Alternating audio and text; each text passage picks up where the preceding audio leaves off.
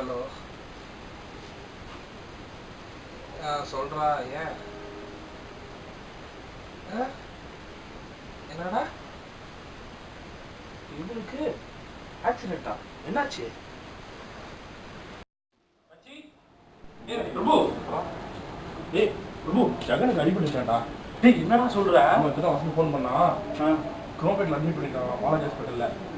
சரி வா, ரெண்டு பேரும் வந்துருந்தனால வண்டியில் ஆக்சிடென்ட் தான். சரி சரி நான் கூப்பிடுறேன்.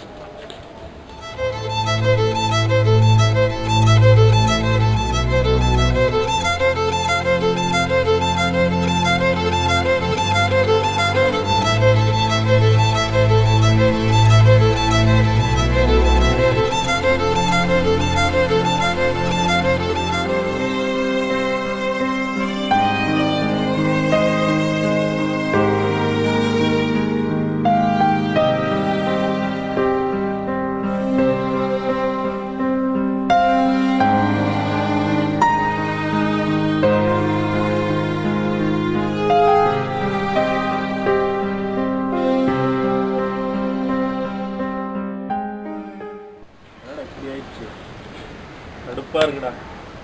எவனா பிடிச்சி வண்டி ஓட்டினது இவன் என்னடா பண்ணுவான்?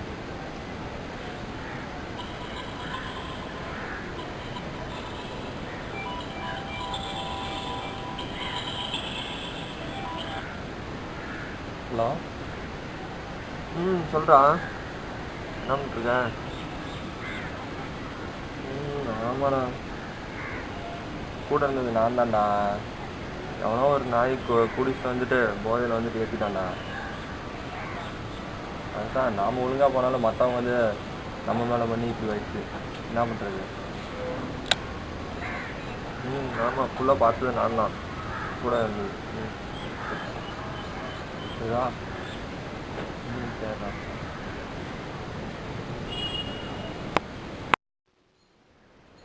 ஏதாச்சும் செய்வோம்டா.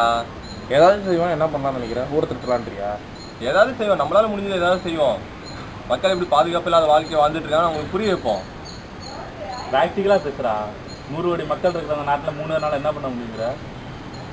என்ன பண்ணலாம்னு சொல்லு. ப்ராக்டிக்கலாக தான் நானும் திங்க் பண்ணி சொல்கிறேன். மக்கள் எப்படி சேஃப்டி இல்லாத வாழ்க்கையை வாழ்ந்துட்டு இருக்காங்கன்னா அவங்களுக்கு ஒரு அவேர்னஸை கிரியேட் பண்ணுவோம். ஏன்னா ஃபஸ்ட்டு எதுனாலும் அவங்ககிட்ட வந்து புரிய வைக்கணும். புரிய வச்சாதான் அவங்க யோசிப்பாங்க.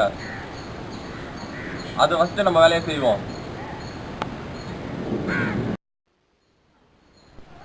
இப்படி நம்ம பேசிட்டு இருக்கிறதுனால தான் ஜெகனை போஸ்ட் உட்காந்துட்டு இருக்கோம். நீ தானே பார்த்த அவங்க அப்பா அம்மா எப்படி அழுந்தாங்கன்னு. அதெல்லாம் நினச்சா இன்னமும் நைட்டில் தூக்கம் வர மாட்டேதுண்ணா. அதை நேரில் பார்த்தவன் நான். அந்த வலி சுகம் எனக்கு தான் தெரியும். அதனால தான் உங்களுக்குலாம் சொல்லிக்கிட்டே இருக்கேன். நாடுங்கிறது உழைக்கும் மக்கள் தான். கூலி வேலை செய்கிறவன்லேருந்து ஏசி ஹாலில் ஒர்க் பண்ணுற வரைக்கும் எல்லாருக்கும் ஒரு குடும்பம் இருக்குது. எல்லாருக்கும் சேஃப்டி முக்கியம். அந்த ஒரு அவேர்னஸை நம்ம கிரியேட் பண்ணுவோம்.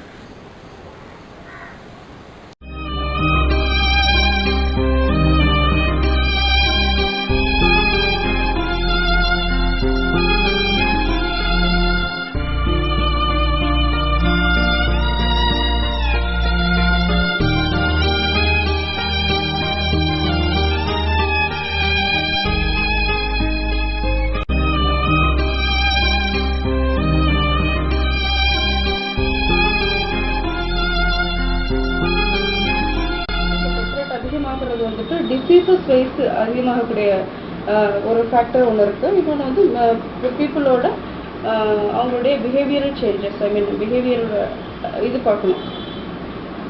இப்போ வந்து பார்த்தீங்கன்னா ஃபுட்டு, அவங்களுடைய ஹேபிட்ஸ் வந்து லைஃப் ஸ்டைல் வந்து இப்போ பார்க்கும்பொழுது அவுட் சைடு வந்து ஃபுட்ஸ் எடுக்கிறது ஒரு ரீசன்னு. அதுக்கப்புறம் வந்து ட்ரக்ஸுக்கு வந்து அடிக்ட் ஆகிறது, ட்ரிங்க்ஸு, அதெல்லாம் வந்துட்டு இந்த ஆக்சிடென்டல் கேசஸ், இதெல்லாம் வந்து பார்த்தீங்கன்னா உங்களுக்கு இந்த டெத் ரேட்டுக்கு வந்துட்டு நிறைய ரீசன்ஸ் வந்து உங்களுக்கு வந்து கொடுக்கும். ஸ்மோக்கிங் வந்து இப்போ ஒருத்தவங்க பண்ணிட்டு இருக்காங்க அப்படின்றது அவங்க மட்டும் அவங்களுடைய லங்ஸ் வந்து கம்ப்ளீட்டாக வந்து அஃபெக்ட் பண்ணுறது இல்லாமல் அதை சுவாசிக்கக்கூடிய குழந்தைகள் வயிற்றில் இருக்கக்கூடிய அந்த கருவுக்கு கூட வந்து டெஃபினட்டாக வந்து அஃபெக்ட் ஆகக்கூடிய அளவுக்கு அவ்வளோ இதாகிட்டு இருக்கு. பொல்யூஷன் வந்து அதிகமாகிட்டு இருக்குது. அவுட் சைடு ஃபுட்ஸு, வெளியில் ரோட்டோரங்களில் சாப்பிட்றது, ஒரு நாளைக்கு ஒரு ஹோட்டலில் சாப்பிட்றது, அதிகமாக வந்து அது அவுட் சைடு வந்து நான்வெஜ்ஜஸ் எடுக்கிறது, எந்தெந்த பழக்கடைகளில் எங்கேயாவது பார்க்குற இடங்கள்லாம் வந்து போய் ஃப்ரூட் ஜூஸஸோ இல்லை தண்ணியோ அதெல்லாம் குடிக்கிறது எல்லாமே வந்து பார்த்திங்கன்னா டெஃபினட்டாக வந்து நமக்கு எதிர்ப்பு சக்தி கண்டிப்பாக குறைக்கிறது மட்டும் இல்லாமல் நமக்கு பெரிய பெரிய வியாதிகளை வந்து கண்டிப்பாக கொடுக்கறதுக்கு வாய்ப்பு அதிகமாக இருக்குது. இப்போ அவுட் சைடு ஃபுட் எடுத்துன்னு வந்து இப்போ பார்த்துக்கிட்டீங்க, எதனால் வந்து அவுட் சைடு ஃபுட் எடுக்கக்கூடாதுன்னு சொல்கிறோம்னு சொல்லி பார்த்தீங்கன்னா, ஃபார் எக்ஸாம்பிள் மார்னிங் பிரேக்ஃபாஸ்ட் இப்போ வீட்டில் சாப்பிட்றது வெளியில் சாப்பிட்றது வித்தியாசம் இருக்குது. வீட்டில் வந்து ஒரு லிமிட்டட் ஒரு 4 மெம்பர்ஸ் மட்டும்தான் அவங்க வந்து இப்போ ஒரு டிஃபன் செய்கிறதுக்கு வந்து மினிமம் கன்சம்ஷன் ஆஃப் ஆயில் எடுப்பாங்க. அந்த ஆயில் வந்து ஒன்ஸ் மட்டும்தான் வீட்டில் வந்து யூஸ் பண்ணுவாங்க. இதே நீங்கள் அவுட் சைடு போட்டிங்கன்னா ஒரு குரூப் ஆஃப் பீப்புளுக்கு வந்து அவங்க எடுக்க வேண்டி இருக்கும். ரீஹீட்டட் ஆயில்ஸ் பண்ணுவோம். ஆயில் வந்து ஒன்ஸ் மட்டும்தான் நம்ம வந்து ஹீட் பண்ணணும். செகண்ட் டைம் ரீஹீட் பண்ணிங்கன்னா அது வந்துட்டு அதோட கெமிக்கல் ஃபார்முலேஷன்ஸ் கம்ப்ளீட்டாக சேஞ்ச் ஆகுது. அந்த ரீஹீட் பண்ணும்போது அதுலேருந்து வரக்கூடிய நச்சுத்தன்மை உள்ள வாயுக்கள் அதிகமாக ரிலீஸ்.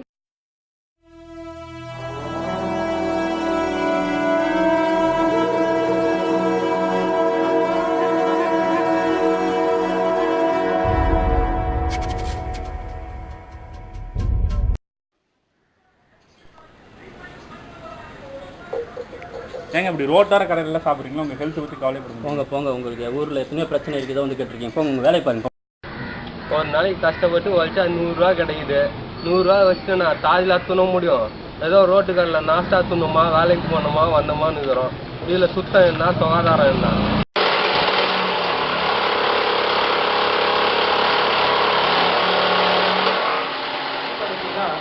என்விரான்மெண்டல் பொல்யூஷன்றது இப்போ எல்லா இடத்துலையும் இருக்குது. அதை வந்துட்டு குறைக்கவும் முடியல இப்போ இருக்கிற சுச்சுவேஷனில். ஏன்னா வந்து வெஸ்டர்ன் இன்ஃப்ளூயன்ஸ் நிறையா இருக்குது. அதனாலேயே வந்துட்டு என்விரான்மெண்டல் பொல்யூஷன் அதிகமாகிடுச்சு.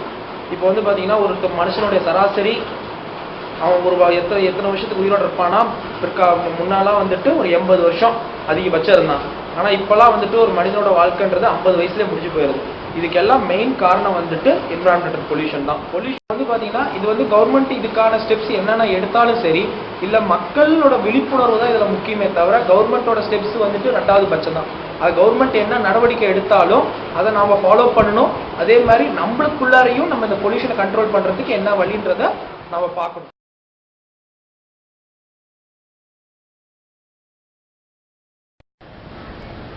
நம்பிக்கையே இல்லடா. என்ன சொல்ற? இந்த பார்த்தில நம்ம எத்தனை நேரத்தை மீட் பண்ணோம், ஒவ்வொருத்தரும் ஒவ்வொரு மாதிரி பேசுறாங்க. நம்ம சொல்றது யார் தான் ஏத்துக்கிறா? ஏட்டா நீ இப்படியே சொல்ற? ஆனால் அவன் சொல்றது ஒரு நியாயம் இருக்குடா.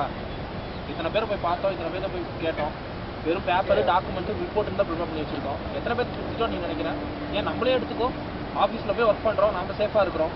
ஆனால் வெளியே வந்து பார்த்தா தானே தெரியுது எத்தனை கவலைகள், எத்தனை பிரச்சனைகள், அன்றாட வாழ்க்கையில் அவங்க எத்தனை ஃபேஸ் பண்ணுறாங்க வெளியே வந்தோம்னா தானே தெரியுது. நான் திரும்ப அதான் சொல்கிறேன். ஒரே சமயத்தில் வந்து நம்ம 120 கோடி மக்களையும் திருத்த முடியும்னு சாத்தியமே இல்லை, திருத்த முடியாது. அது எனக்கும் தெரியும், உங்களுக்கும் தெரியும். நான் இப்போ உங்ககிட்ட சொல்லி நீங்கள் உணர்ந்த மாதிரி இன்னும் மக்கள் இன்னும் கொஞ்சம் பேர்ட்ட சொல்லி அவங்க உணரட்டும். நம்ம லைஃபோட மற்றவங்க லைஃபையும் இம்பார்ட்டண்ட்டு. மற்றவங்களுக்கு நம்மளால் எந்த பிரச்சனையும் வரக்கூடாது, எந்த உயிருக்கு எந்த ப்ராப்ளம் வந்துடக்கூடாதுன்னு அவங்க உணரணும். சரிடா, நீங்கள் இவ்வளோ சொல்லும் போது எனக்கு ஒன்றும் இல்லைடா. நம்ம கண்டிப்பாக முடியும்னு எனக்கு தோணுது. அவன் சொல்கிறத வச்சே போதும். யாருக்காக செய்யலாம், நம்ம ஃப்ரெண்டுக்காக செஞ்சாகணும். ஜெகன் நம்மளுக்கு முக்கியம். நம்ம ஒன்றும் பெரிய அளவுக்கு மாற்றத்தை எதிர்பார்க்கல. மக்கள்கிட்ட ஒரு சிறிய அளவுக்கு மாற்றம் இருந்தாவே போதும். அது நம்ம குறிக்கோள் கிடைச்ச வெற்றிடா.